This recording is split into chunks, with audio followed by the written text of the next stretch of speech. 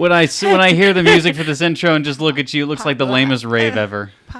It's catchy, right? It's certainly catchy. All right, hello, ladies and gentlemen. You are listening to the Zillo Boyz podcast. I'm Jacob Sizemore. To my straight front of me is Ernesto Gonzalez. And to my left over here is our second guest star, Freedom Smith, producer extraordinaire.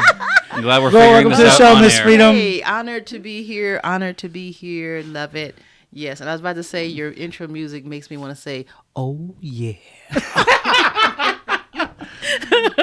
That'll make Ricky Williford, the guy who wrote the song, he'll make like, "Oh yeah, they like it. I'm driving down the road with my cheap beer. I'm telling you, the lamest rave in the world. Just Freedom is the DJ. One grandma is on the court. That's it. Listen, I comes legit. When I come in the door, guess what? Everybody's like, "Oh, look at that lady! It's Freedom." You. She's and it's not for good, for better, for worse. That's Freedom. I think it's my bad dance move. They're just like, she's so bad at dancing, but she's really enjoying it. Like she got her own thing going on. Like, she's out of rhythm, but she's so excited about it. What? In her own world, yeah. Exactly. Hey, there's some genuine excitement for a good reason, probably not, but she's excited. Hey. She's very excited. I get the crowd pumped. Mm-hmm. Hello. So Freedom is a producer extraordinaire. She's an actress. She's a director. She's a filmmaker extraordinaire. She's a writer. She knows a lot of people. She's also a writer. She is pretty much the full package when it comes to a filmmaker in the Dallas-Fort Worth area. He makes me sound so good. I'm like, look at that. It's like you know what you're doing or something. I don't know about that, but I enjoy what I do. Right. You know what I'm saying? I know I started in a business. I mean, if we're going to do a history lesson, Let's do it. I don't want to hear it. Listen. Keep talking.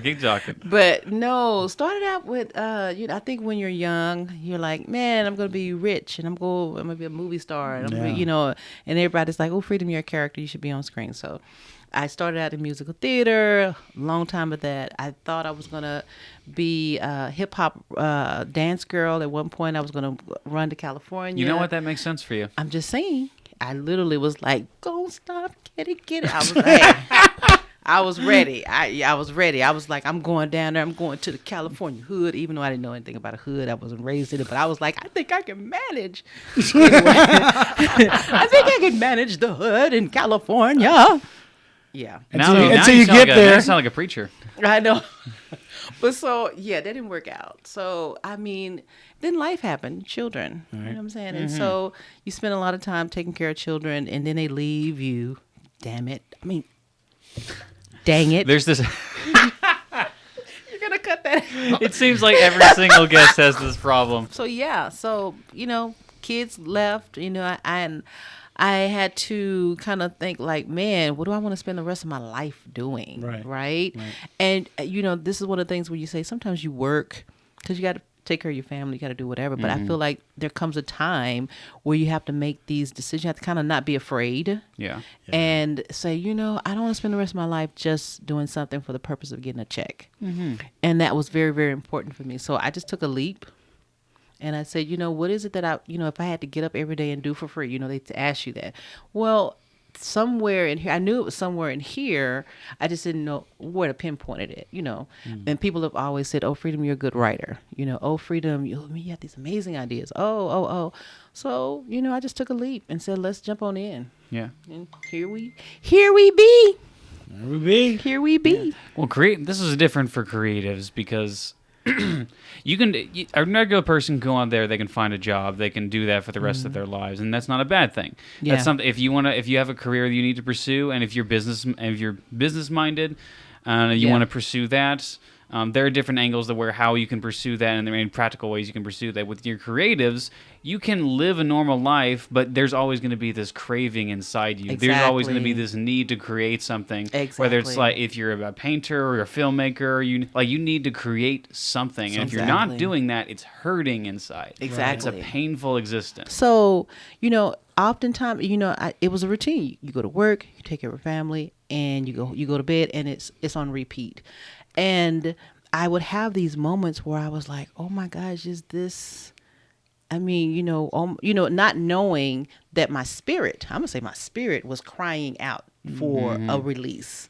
And I was like, you try to, do things that, okay, well, maybe this is it. When in actuality, I had left, from writing. I wasn't writing as much. I'd write a little bit and have these moments of inspiration. Yeah. But I wasn't putting a lot of energy in it. So I went through all these pathways until finally I was like, freedom. And like I said, my kids left. And so I was like, well, hey, what am I going to spend the rest of my life doing? Yeah. I don't have to work now to take care of children. Yeah, absolutely. So it's just me. So what do I want to do? And that started my journey. What was the pushing point, or I don't want to even say the pushing point. What was the starting point for this journey for you? What was the realization that, okay, this is the thing that I want to spend the rest of my life doing? Okay, so I feel like I'm very intuitive. Like sometimes, and this is it's going to be a little spiritually lately, but I'm just add that in there. So there have been moments where I've walked into a situation or a job, and it's like my spirit said, "You're done.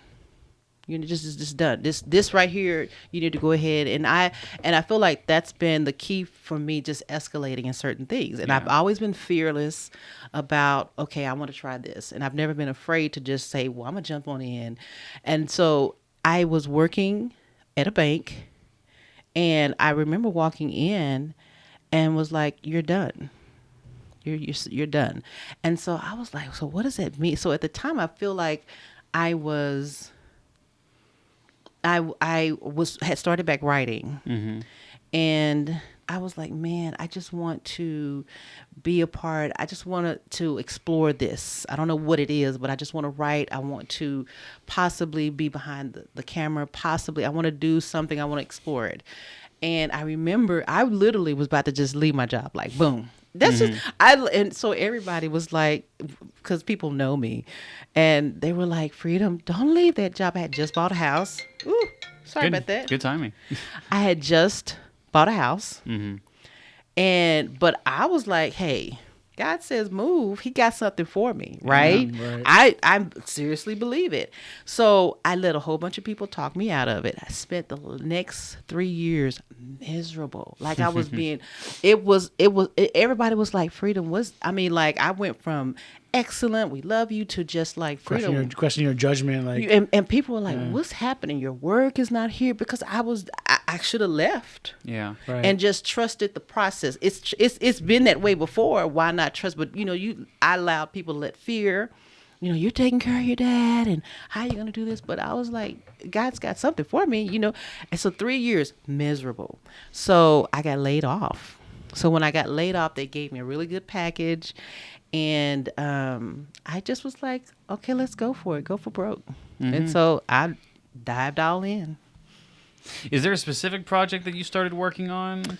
I went to a film mentoring school, and so the very first project was a project called Disconnected, I believe. Yep. Was it? Yeah, it was Disconnected. I'm not gonna. It was very interesting. Very interesting. I'm just gonna say, this is supposed to be on silent, but it was a very, it's a speaker in this podcast as well. So it was a very interesting, but I enjoyed it. Whenever you can do something, for me, whenever I can go across town, lengths of time, and it doesn't bother me. I don't complain about it. I look forward to doing it. To me, I knew I was on the right path because nobody had to prompt me to get up. Right. Nobody had to prompt me to, you know what I'm saying? It was right. Okay, I want to go. Then at the it was like how I feel every morning when I get up and go to my job. I'm just saying. But I don't want to get up and go do this, man. But you gotta do what you gotta do. And that's what I'm saying. But I feel like when you at the time, I didn't have the, how some people they can do both at the same time, right? Yeah. So they can work, and then they can be creative. Right. I didn't have the capacity to do that. You have children, you got to kind of be all in. You know what I'm saying? Like, and so, but and there were so many things that were happening that made me question, do you really want to do this? But I was so determined that I was like, I'm not going to give up. I'm not going to give up. I'm in it for the haul. I think this season has transitioned. I think I spent a lot of years just volunteering. Anything. You could have put right me on. in the trash room. I would have been like, I'm doing it for film. Making your bones.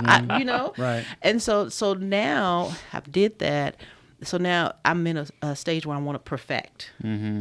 Perfect. Yeah. Yes. People have said, "Oh, Freedom, you're writing," but now I want to perfect that. Definitely. Oh, Freedom, you can produce. I know portions of producing. Now I want to know the whole process.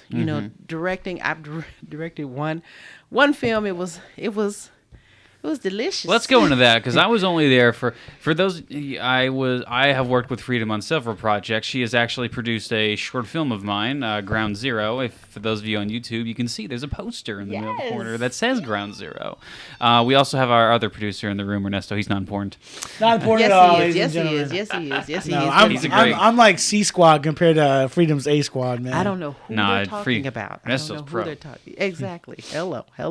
But Freedom has been a producer on many projects, but she directed her own project. It was titled, what was it called? In Theory. In Theory. Now, I was only on there for one day. I will say for the directing style of Freedom, every time Freedom is in the room, people are happy. Every time Freedom brings a vibe on set. She brings and energy. She definitely brings really energy does. on set. Absolutely.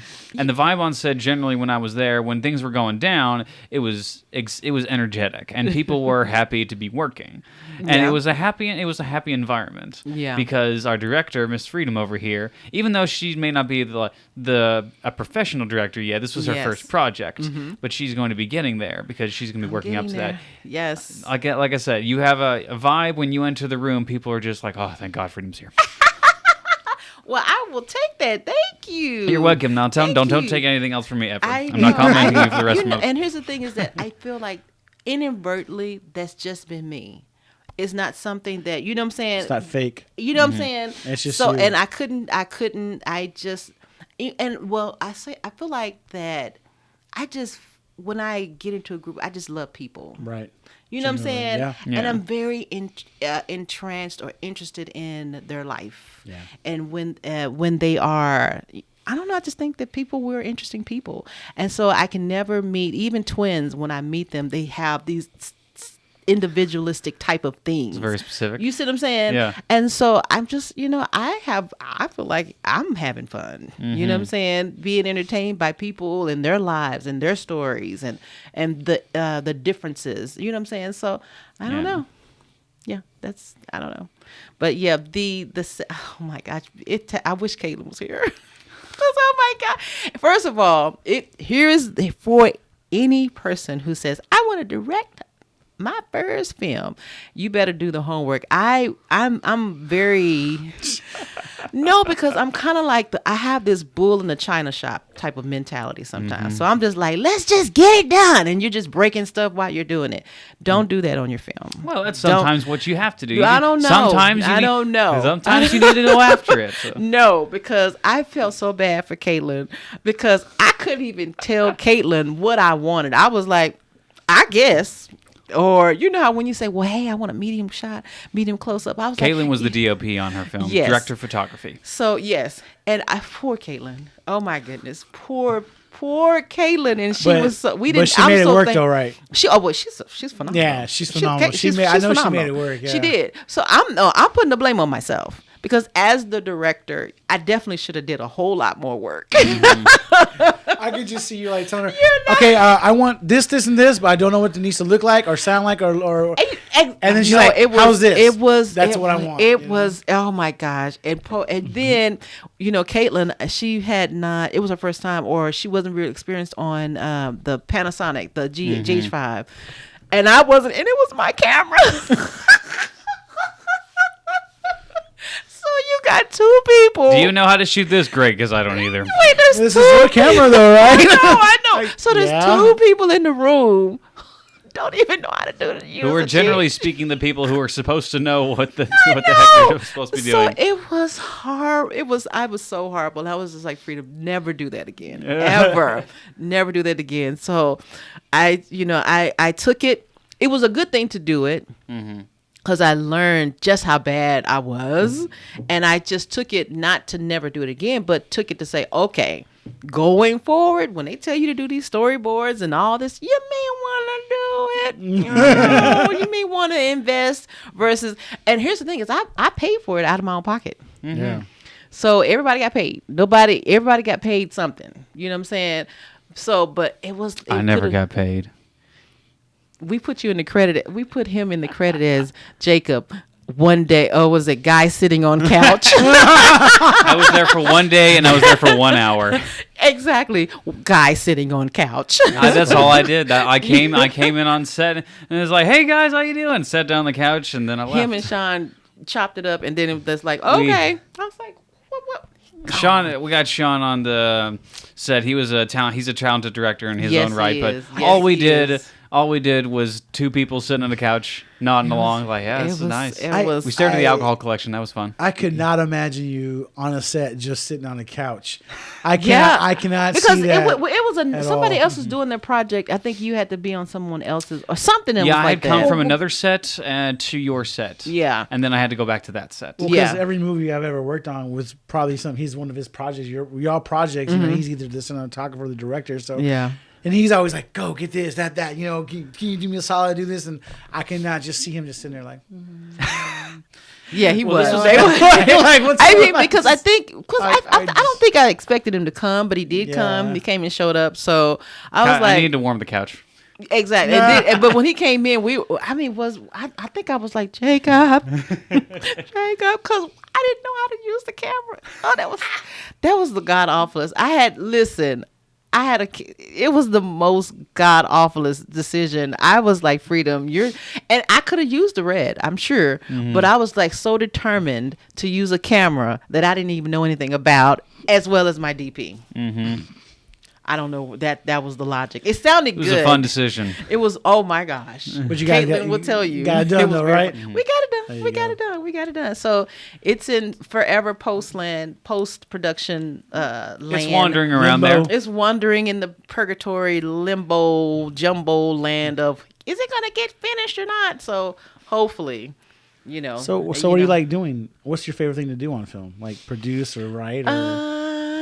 So you've worked on TV series, you worked on movies, you worked on feature films. Something, I'm going to tell you what excites me, which it goes back to making sure that you're passionate about what it is you're doing. Mm-hmm. I like the work of working to get to the end result. Mm-hmm. Mm-hmm. You know what I'm saying? You fall in love with a project. You like it has good bones.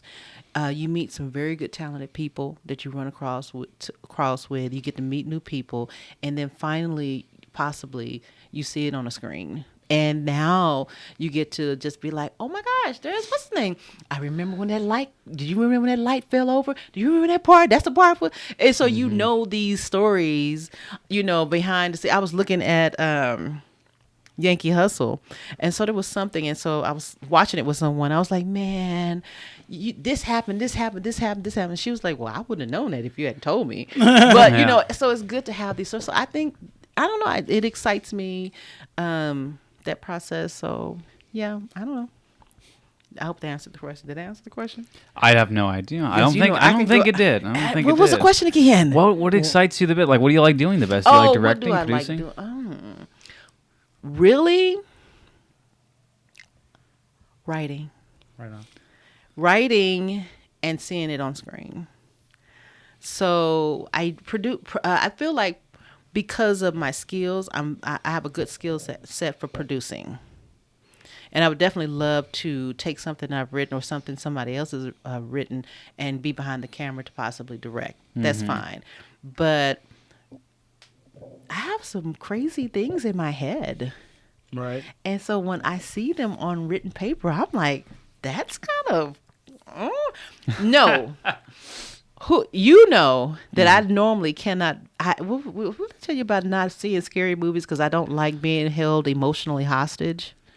Was that you? You may have told me this at some point, but I don't remember. But everybody kids me because when I see a movie, especially if it's an intense movie, I always have to Wikipedia it first before I watch it. Why? Don't listen. Are you one of those people that looks up the ending before you see it? Exactly. You monster. Exactly.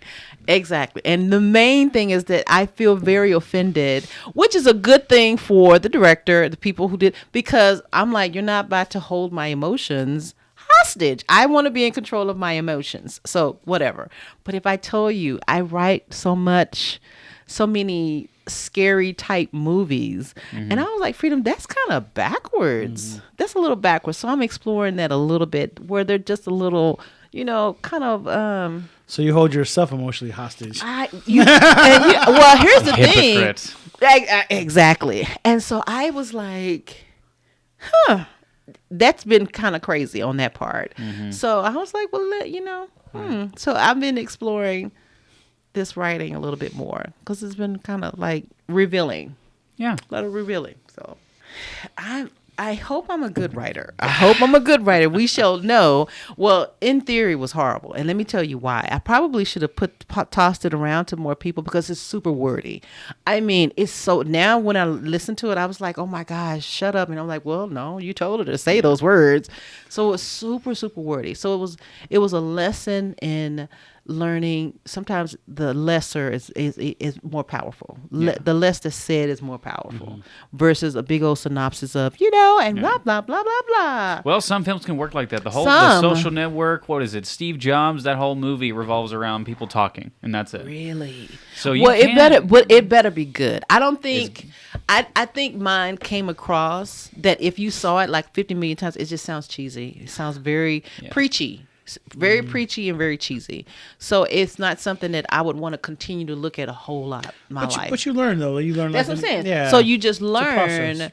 And that was the learning thing that I took away with the writing portion. It was a very good concept. I feel like I had some really good elements in it, but I could have cut down on some of the dialogue. Some things weren't really needed. You know what I'm saying? That's probably when I write. I just write so much dialogue, because I don't know. Like I put myself in a situation like, what would I do? And I'm a talker, so I'm gonna talk to death. So but that's where I need to like cut it out and just learn. Yeah. So that's but here, and even in saying that, I think keep it in, but have a good network of people who can kind of guide you and say maybe not, because there were people, I think you and Enough and somebody else kind of gave me some really good tips, and I still was like, well, no, I want to leave this in, but you just have to have a good network of people. So I say write. Definitely put all of it in tell there. You if an idea is good or not. Exactly. And so, but that, and I feel like Enough was saying maybe, or maybe it was you, somebody who kind of was telling me, hey, maybe the dialogue, wop. But there were certain things I was so married to that I couldn't let it go. Yeah. But write it. Don't even try to cut it out. I say write it as you feel it. Yeah. And then have a good network of people who will tell you, because what you may think is not good, somebody may say that's perfect. Right. Just get a good, different opinion. Real quickly, I want to talk about, we can go back to the writing later, but I want to talk about a little bit about talents that I don't think you necessarily pursue, but you're madly good at it, and that's acting. And every single thing that you've been in, to the point where Caitlin, my girlfriend, she's writing a film, and she's name drop. Whatever. Name drop. She is writing characters specifically for you in one of her films that she wants to do. Now, I've seen you in other projects, and I'm going to get to your really good performances in a minute, but I want to get to one in particular. There was one film that even you were on, Ernesto, and it was Lake House. It's not out. It's directed by Asa Denning. Waiting on that. Action. Come on, Asa. We're still waiting on that. We're waiting film. on it, Asa. Yeah, anticipating. Where is it? Where? I need to see it. It's going to be delicious. Starring the lovely and talented Kiani. Yes, Kiani, we love you. Wonderful actress. But you were in. You were in that project. You weren't a big part of the project, but please, I just want to describe one of the shots that happened in that project. So Caitlin, again, name drop, was also in that project, and she played the sister of the main character. I don't know if that's a spoiler, but you know what? It's not released yet, so who cares at this point? In one of the shots, it was a close-up shot of her getting arrested at the very end. And the director needed chaos to happen in the background. You can't really see what's happening in the background. So all Asa turned to the crew, which were a bunch of cops and people with hoods on, because it was a cult and cops and everything. And he's like, okay, go crazy. They weren't hoods. They were like Matador hats. Or Matador hats. Or something like that. The camera really couldn't tell because it was ridiculously dark. Anyway, all we saw in the background was a bunch of lights moving around and people moving around. We couldn't tell what we were doing. And so we had the close-up shot of Caitlin. She looked at the camera and she was supposed to walk away. As soon as she walked away, we pulled focus to the background, and there was just a bunch of idiots running around, hitting each other, running in circles. I think it was you, Ernesto, who's just running in a circle for no reason. Well, going crazy. I mean, Asa was just like... Did you see me in it, though? Yeah, you were in it. Okay, I don't... I think you were... I wasn't running, dude. I was walking slowly. I was in it. I was in it. I thought they had focused on me or something. No. Okay, good deal. We didn't not necessarily specifically on you, but in one shot where we were getting a wide. So these are like cult members that Freedom was playing, and Freedom was one of the members with the cult. But this shot was absolutely ridiculous because every time we pull the focus, it's just a bunch of idiots in the background running and doing nothing. Well, because here's the thing: is that okay? So there was no direction. Yeah, sure. So for me, I had to just I had to make a plan. Cult member getting away from the police. So that was just it. Yeah. And so whatever I did the first time, I just had to repeat it over and over again. Yeah. So it wasn't like he said, "Hey," he just said, "Go crazy." I mean, he was just like, "Just run around because we're not going to focus on you guys. The focus is going to be on Caitlin. So that was we just need you for back." Yeah. So I think I was like, because I think Dean told me Dean or Asa told me to go up to one of the guys playing the cops. I know. So I just was like, cult member, get away from police. And that in your mind went to shimmy away. It's a shimmy, shimmy, shimmy, shimmy, shimmy. Yeah, because that dude. I was gonna say like I went up to the same guy playing the cop like 15 times. He's like, "What are we gonna do?" I don't know, man. I'm gonna act like I'm gonna get away from you, and then we're running circles. I don't know what to do. That was it. So like, okay. It was. Mean, if that's, we got what we needed to do because y'all were not the focus of the shot, but it's still, that's just a funny thing to pull focus and I want to see that, man. I want to see that. I want to see it. I want to see it so bad. It's a beautiful thing. I need to see that. And it was so hard because it was so wet that night. It was so much mud in that yard. Yeah, it sure was. Man. I was so afraid I was gonna fall and bust my butt and be covered in mud, man. It hurt my soul when it comes to safety and the fact that we were using real torches. I was like, man. Oh my gosh. I said, okay, please. And then Caitlin was like, literally like, oh my gosh. She was having a fit. And I was like, okay, we can't sit here and talk, y'all. These things are burning. It was something else. And I was like, the whole time I was like, Lord Jesus, please let nobody get hurt. Let nobody I just remember explode. Ace was like, it looked good, but can you guys walk faster? And I was like, Isis, man, if we walk any faster, we're gonna fall in this mud. She's like, I ain't walking faster. I'm gonna take my time. I forget, was Ice in it? Yeah, she was one of She was I remember seeing her on set. She's one of the henchmen. Oh, okay, gotcha. Makes sense. No, I think in the in the beginning, one part that was that when we came in the door, I was the first person to come in, so they got me coming in talking about do. I was like, all right, that's the worst thing to do. Like, Freedom, I need you to walk intimidatingly. I remember watching Freedom. I love you, but you are not. You are the most unintimidating person in the world. But I was like, I'm trying to get all serious, like. I remember watching the part where they're lowering what you call Keanu down on the boat ramp, and then you see all of us standing next to each other, and all you see is me with my big old freaking tartar sauce stain on my black shirt. Because remember we had fish that night for the meal. Ace's mom and dad cooked out for us. And I got some tartar sauce. Like, Ace said, "Do you think it's look bad on film?" Oh no, man, you won't even see that. Man, it was like so clear. Wow. Wow. I was like, well, I wonder what that dude was eating. Yeah, it's like it was a cult member who was eating pizza and just being lazy on the couch and then decided, oh, wait, I got to be a cult member. Wait a minute. Hold on. I got to go kill somebody. Hold on. Okay, so we're done with that day. Now, there's another project that specifically has you in I don't want to say super major role, but there was a mini-series that you were involved in recently. And you played in, I don't want to say an investigator or an interrogator of some kind. A witness protection program person or something. Anyway, you were interrogating this woman. This was Tina. Oh yes, this is I think. Yeah, this was the miniseries. That was a part of the Neighborhood, wasn't it? That was part of Neighborhood. Yeah, Neighborhood's a miniseries that's created by Dean, or what's his last name? Dean. Hello. Yeah, sure. Yeah, that name. So, So I saw. Anyway, we were watching this episode, and we got to your scene where you were interrogating this woman. Mm-hmm. And whatever you like, when you were on screen, it just felt so real. It felt so natural, and it didn't even feel like you were Freedom at that point. It felt like you were this character, and in many ways, you elevated the scene.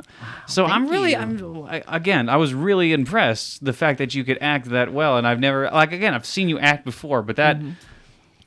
Again, you elevated the scene. That was really impressive. Well, I think 2 years of acting preparatory back in the days of just knowledge, skills. I used to invest in that, that part of my life, because at the time, that's where I thought I was going to be going. And it just, so I don't know, because I feel like the form of acting, when I think about acting, I feel like, the ability to not break through what they call the fourth wall, and the time. I feel like people who want to be actors, they really invest more. And I don't know if I'm that.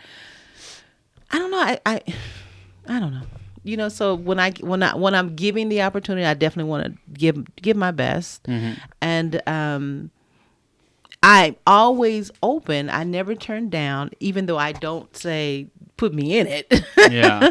But if someone says, hey, Freedom, I don't mind, because you never know. Things land in your lap for a reason. Yeah. And you try to do the best to your ability. So who knows? What is it? Jamie Foxx was a musician, but he came into the deal as an actor. Mm-hmm. You know what I'm saying? Now he's Django.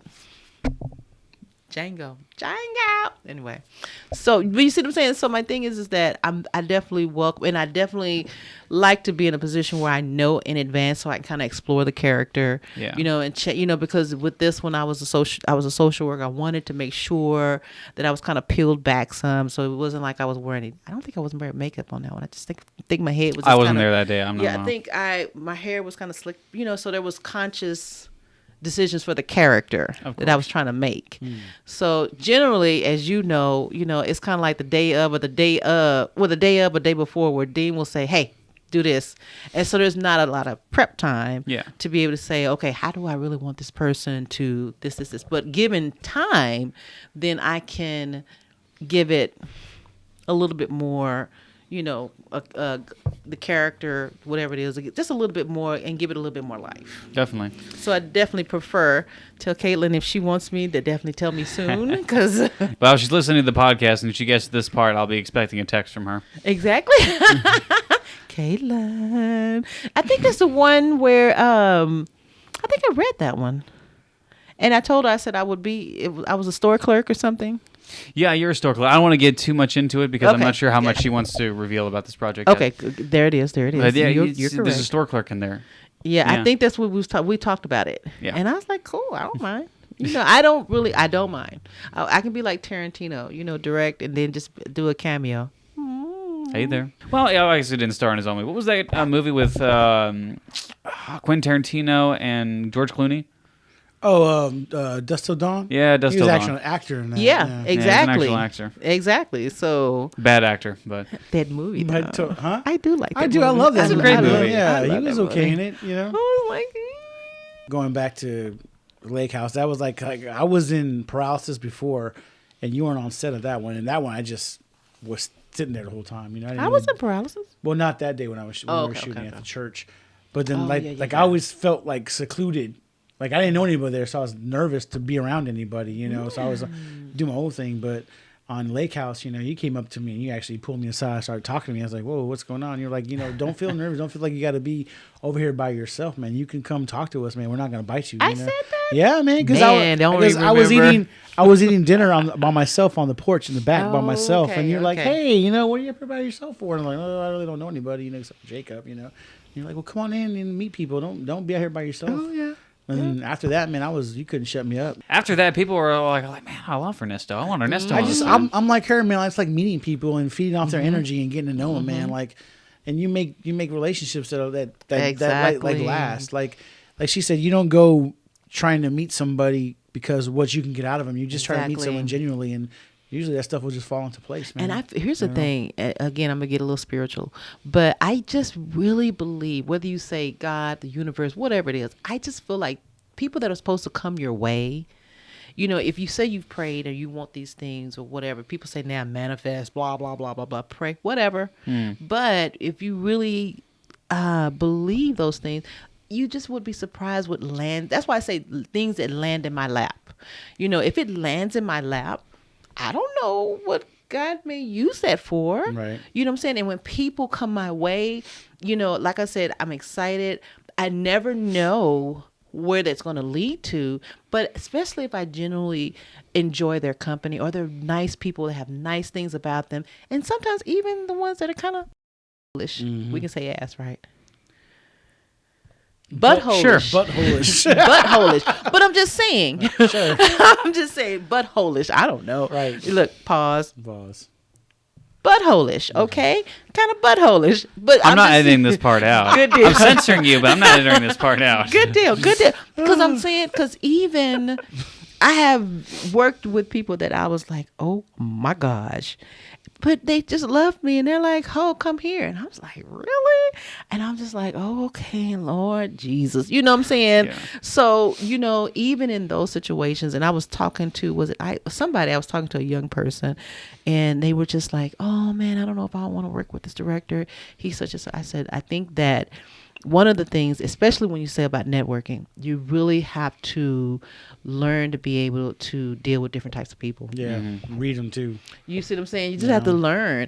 And I feel like even the worst person, if you figure out what it is they're trying to accomplish and you can help them accomplish that, they still may be buttholes, but you come out a little bit better in their eyes and say, well, you know, Freedom or Jacob or Aaron and still, you know, he was, you know, you see what I'm saying? So, and I just think that's the key, you know, when you're trying, if this is what you want to do.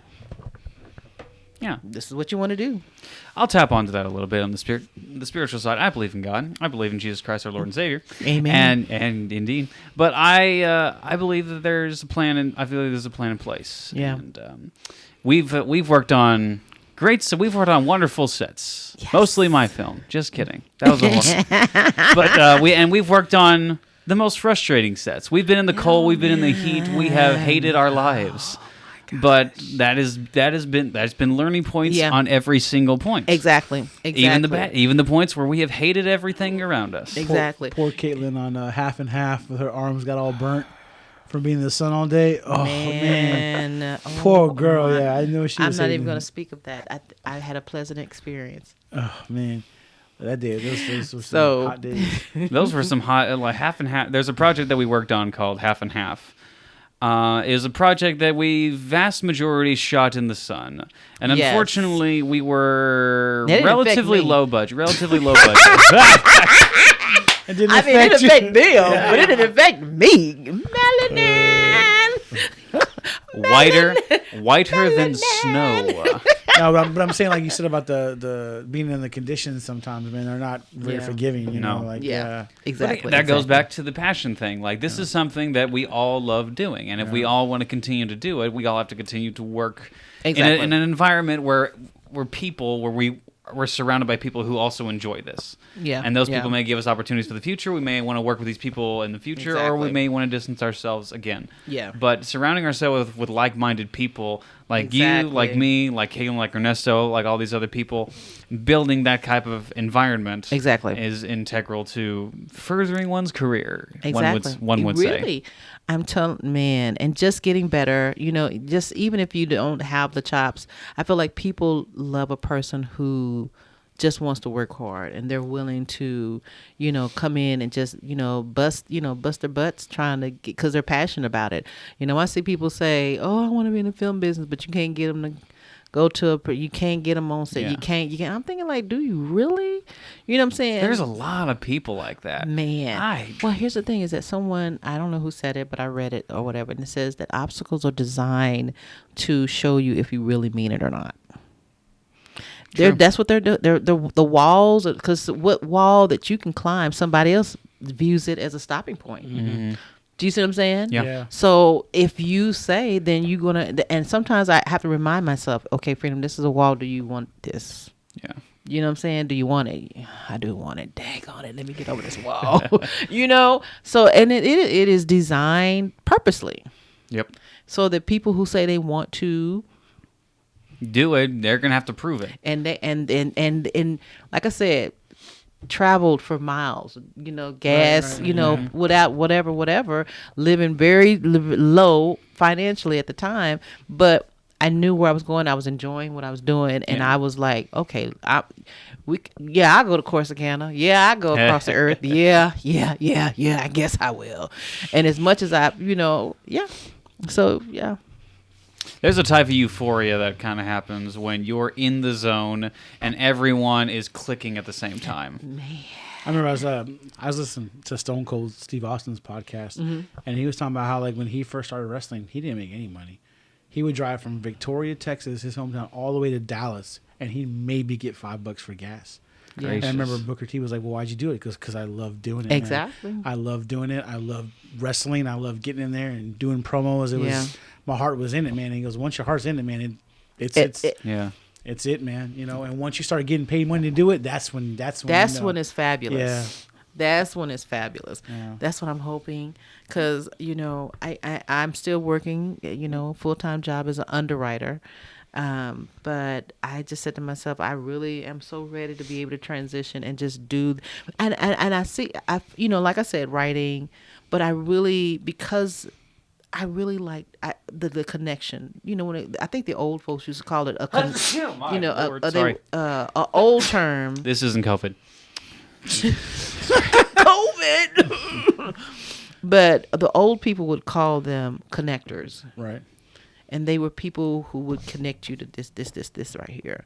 I feel like I can definitely embody that, to be able to put things together and make a finished or product. Know a person like I need this, like I know a guy that can do that, or I need this. And just to be able to kind of build up my Rolodex, and have great people. Mm-hmm. I'm actually doing, I'm part of this Women in Film, but I'm doing a workshop, which is set etiquette, networking your way to your next gig. Yeah.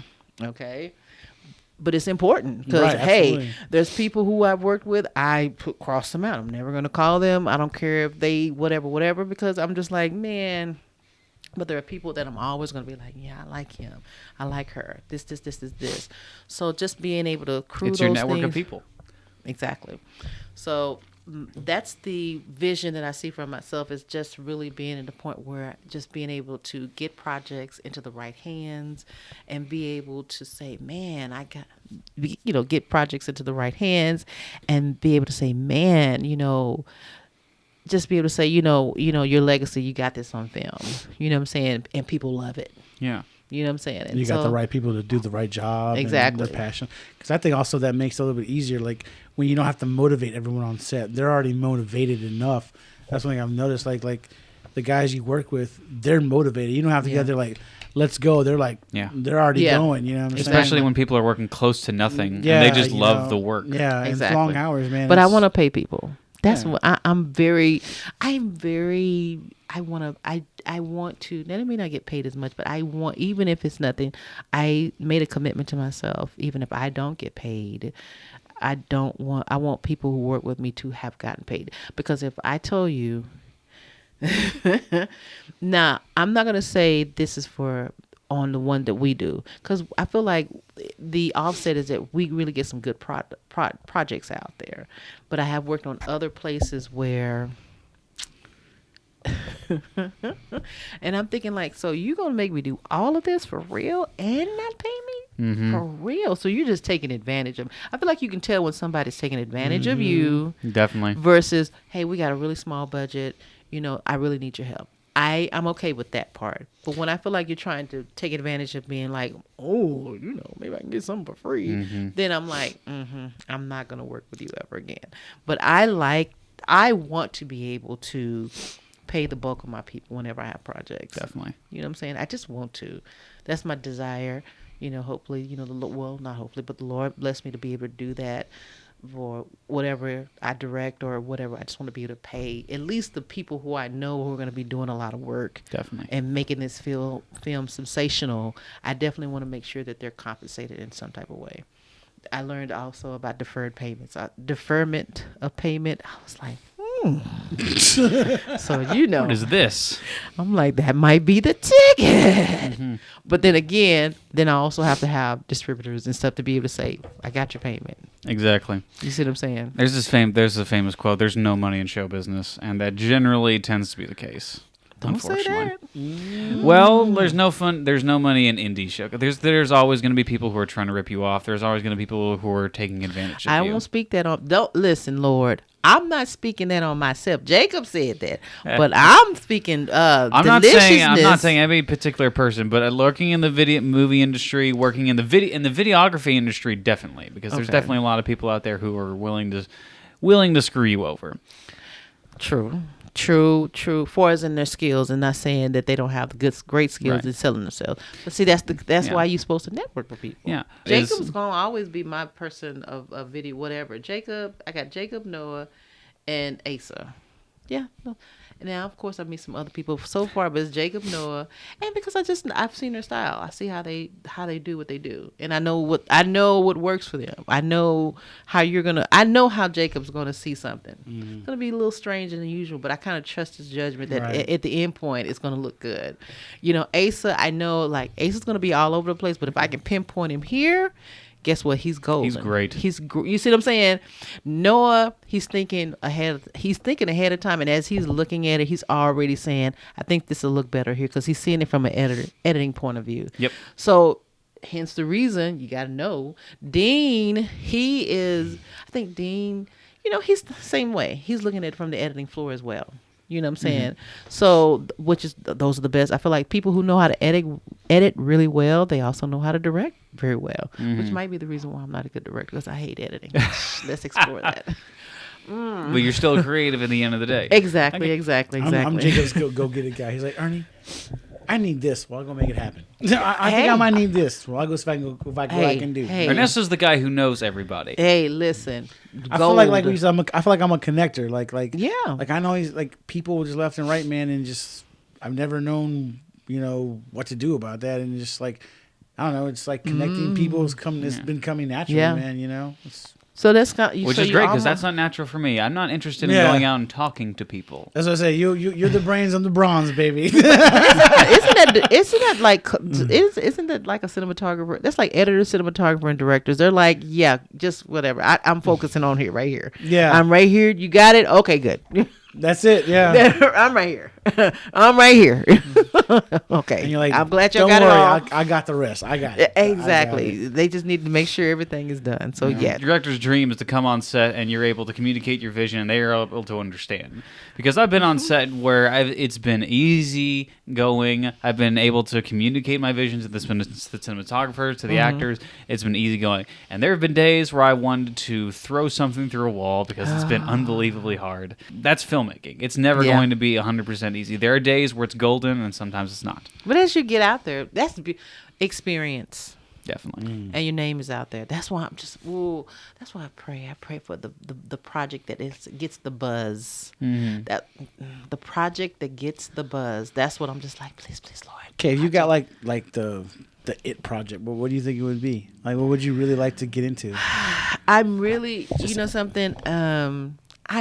If done right, I'm really thinking about Dean's new project. I really, and you know Dean. We all know Dean. Y'all may not know Dean, but y'all get to know him.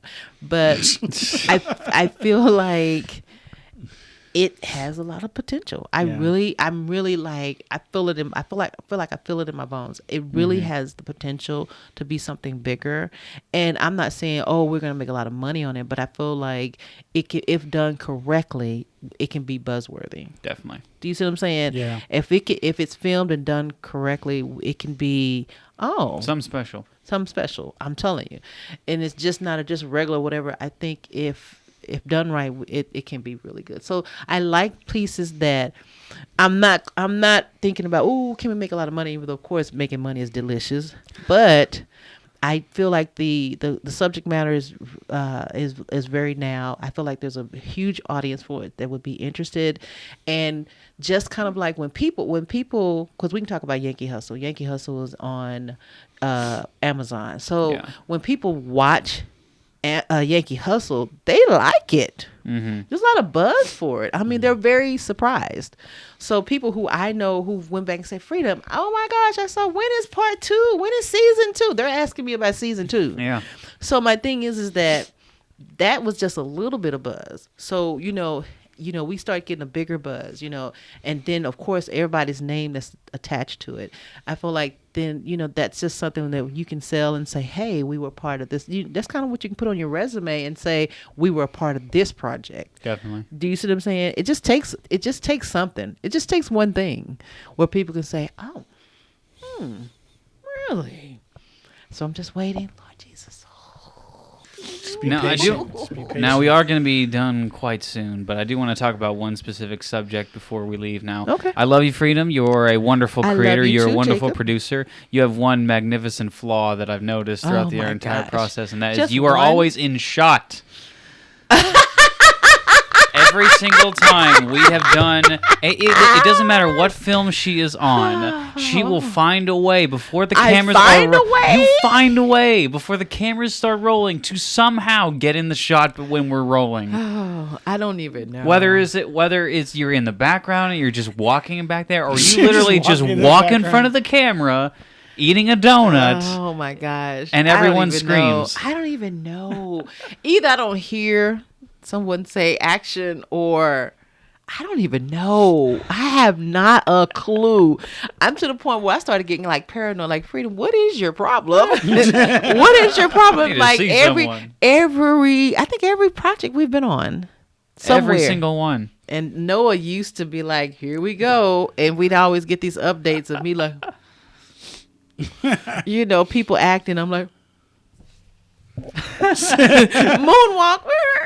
Run away. Maybe they didn't see me in this one. Yeah, I don't know. But here's the thing: it's not just the ones we worked on. Because trust me, outside, I literally was on a set where I was AC, whatever, and I literally went out to get something. Didn't even know I'm opening up the door like, and they're like, "Well, that's okay. Cut. Okay, Freedom's walked in the shot." I was like, "What? So yeah, I don't know. I don't know. I'm just thankful that we're not this, like, time is money is time, and then because then at that part I'd probably get cussed out. What in hee-haw are you doing? Yeah, so I don't know. I'm still it's not purposely. Mm-hmm. So maybe one day I'll learn that and outgrow that. Please do it. I don't know. You drive me crazy. It's like my soul wants to unintentionally be famous. Like, hello, y'all. How are you doing? How are you doing? I've never got cussed out on set, but I've gotten close though. Really? Oh no! There's one time I made some people. You were one of the people I made mad, man. Really? Yeah. What did you do? Zero. We were shooting in the warehouse, and I screamed real loud like someone was dying. Oh. Oh, there you go. And then you. I was like, what? I'm thinking safe. Because here's the thing. Safety. As an indie person. Of course. Okay. Safety is like, you want to be safe. Nobody's got, the limited amount of insurance that you got, which is probably none or maybe non-existent or nil. Pretty much none. You cannot afford to get hurt. Anyone to get hurt. So somebody starts screaming that loud. I know. I don't know what I was thinking. Death. Meg dared me to. There's death. Meg dared me to. There's just death. You are dropping it. I know she did. I was in the other room. I was going over the edits for the day, and all I heard in the background was ah. And I went in the other room screaming bloody murder. Seeing Ernesto, I saw Caitlin that she had come over and gave him the eye, and I think you came over too. And you were like, no. No, not again. I was like, my bad. Listen. No. Because instantly, and here my kids will tell you, when it gets chaotic, I get very calm because I'm thinking really quick. Yeah. I'm thinking very quick. So I'm just looking like I'm assessing. I'm just like, he's over here playing. Yeah, I was like, bad idea. The mom eye. Every mom has a look. Yeah.